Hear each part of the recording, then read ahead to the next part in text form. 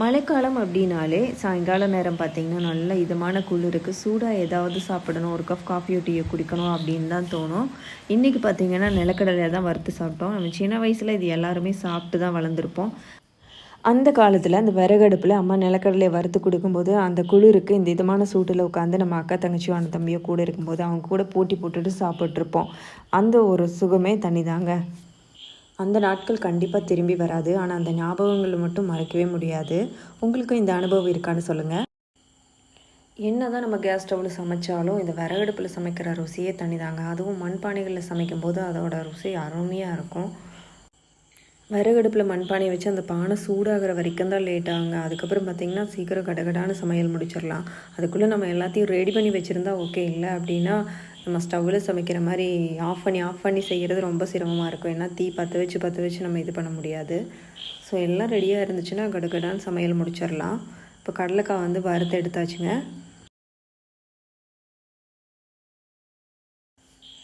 நிலக்கடலை சூடாகட்டுமேன்னு சொல்லிவிட்டு அதை எடுத்து வச்சுட்டு நான் காஃபி வைக்க வந்துட்டேன். காஃபி வந்து கொத்தமல்லி காஃபி தான்.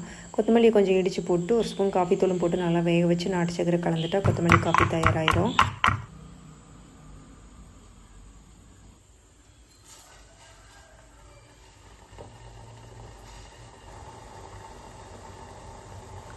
நிலக்கடலை வறுத்து சாப்பிடும்போது வெல்லம் கடிச்சிட்டாலும் சரி, இந்த மாதிரி கொத்தமல்லி காஃபி குடித்தாலும் நல்லா ஜீரணம் ஆயிரும். அதுக்காக தான். அதுவும் இல்லாமல் இந்த குளிருக்கு சூடாக ஏதாவது குடித்தா நல்லாயிருக்கும் அப்படின்னு சொல்லிட்டு தான் இன்றைக்கி கொத்தமல்லி காஃபி செஞ்சுருந்தேன்.